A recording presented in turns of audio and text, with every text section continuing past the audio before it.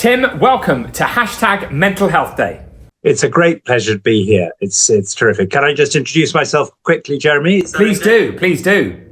Brilliant. I'm now chair of a charity, CBM UK, which does global disability inclusion. But I was previously a diplomat, and I think most relevantly, British ambassador in South Sudan from 2015 to 17, which was going through a civil war. There were 200,000 who died in the 2 years I was there. And it was an extraordinary learning experience. I mean, I went as a diplomat with the sort of diplomatic toolkit about how to help solve conflict and bring people together. But what I noticed was something much, much deeper in terms of mental health. The trauma which the population had suffered, which was very, very evident through many, many people we met who had suffered violence, sexual violence, and complete disruption of their lives. There were 3 million displaced in a population of 13 million people. But also the leadership. We might just talk about this for a moment. And what really struck me was that the discussion going on internationally with the leaders of this country was all around politics. It was all around solutions, but they themselves, in many cases, were traumatized. And they were, in some cases, unable to take long-term decisions as a result. In many cases, prone to episodes of anger and distress, which to me were quite clearly different from really anyone else I'd come across before. And while I'm no expert at all, it was absolutely evident to me that they themselves had been suffering. And part of the tragedy of the situation was that their various problems which they'd faced, challenges and violence, things they'd done themselves and had done to them, were influencing their decisions. And that is a recipe for a very chaotic and destructive type of governance.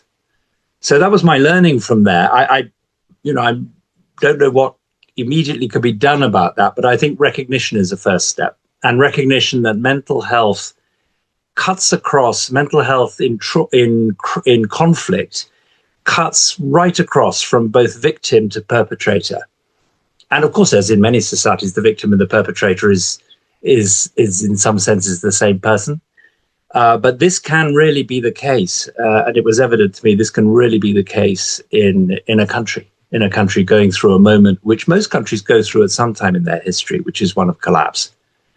And for those trying to put things together and to support the people of that country or a country in a similar situation, there needs to be some account taken of the psychological damage, the mental health aspect of this. If a solution is to be found, if people are just left in charge of the country and left in the institutions who are actually suffering untreated, then one can anticipate that things are going to go badly wrong. And that's what I observed. Fascinating, Tim. Absolutely fascinating. So, I mean, if we want to have global peace, clearly inner peace is going to be essential. And the trauma that individuals are suffering from in relation to kind of rebuilding and peace building and creating peace within that particular region is probably, on the basis of what you said, fairly essential. Yeah. That support needs to be given to people post-conflict to deal with the trauma in order for them to be in a place of peace, to be able to see their neighbour differently. Would that be true? I think it's very true. Of course, faith, religion has an answer to this. But of course, the world is an incomplete place. That isn't a single solution. But it was very evident in South Sudan that the churches were doing their best on this subject. And in a sense, they were the only people who were actually addressing the issue and actually recognizing it and really having the tools to sit with people who were both victims and perpetrators, because that's what they do. But according to any belief system the individual has, absolutely there needs to be a place where each individual can rediscover a point of balance and there must be something in common with all mental health issues in our society, in our families, everywhere, that there needs to be some place we reach where we not get over it, but we achieve some balance, and we can look at ourselves a little bit from the outside. To impose that on politics is a very complicated thing, because it verges on removing people, in a sense. And that in itself is the most contentious item, because members of that leadership quite clearly needed treatment. They needed to be taken away and looked after and brought back to what I believed in many cases was their natural balance, which was something much fairer and more at peace. And many of them had actually worked for good in the course of their lives, but had then been thrown off balance by things which had happened to them, their families, people being killed in front of them, those types of things, or things they'd ordered themselves.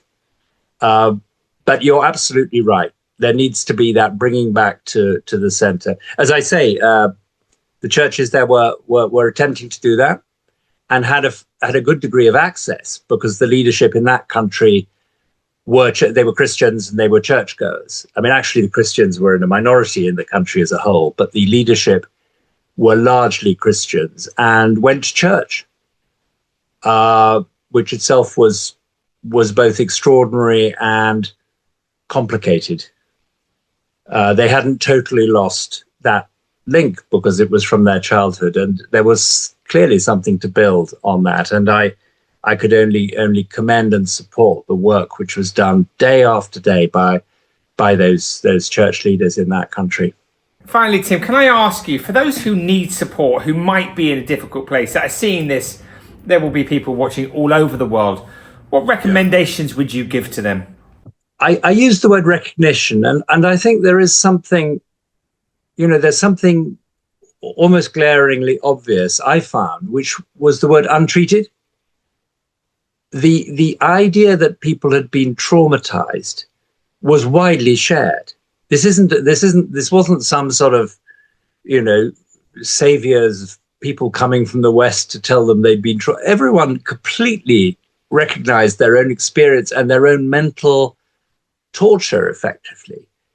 But it was not addressed. It was not treated.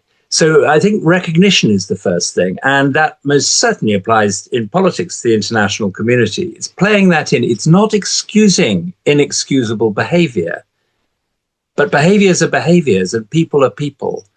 And it is quite possible, demonstrably, that people who are traumatized by violence because it's been done to them and they've done it to others will adopt those behaviors. But there is a human being there behind there, and it doesn't need a huge sort of moral step back from the situation on the ground to actually just recognize that that is a problem. Introduce it into the discussion, talk about it, talk about it amongst leaders. And this is a tough deal, when you're in really quite delicate negotiations between countries. They really don't operate. The leaders and politicians and diplomats of those countries don't really operate in that world. It's seen as a sort of charitable action. My point is that it is central. Thank you, Tim. Lastly, if people would like to find out more about you, how would they do that? I know that you're very supportive of a wonderful charity. Perhaps briefly you could just mention that. Yes, and in a way I would, it's not to try to suggest that people necessarily go down that track, but I think I'm certainly accessible as chair of trustees at CBM UK, which is a charity which was originally eye health. It helped people in some of the poorest countries with cataract operations, glaucoma, but now works very much on inclusion of people with disabilities, and also on mental health. We're doing more on mental health now. This isn't so much at this stage mental health in conflict, it's mental health generically. And so I would hope perhaps if some people want to talk to me, they would want to talk to the charity.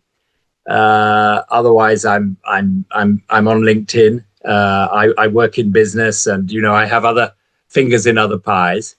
But I would just sort of perhaps emphasize, I'm not an expert in the subject of mental health, but I think I would call myself an unprepared observer.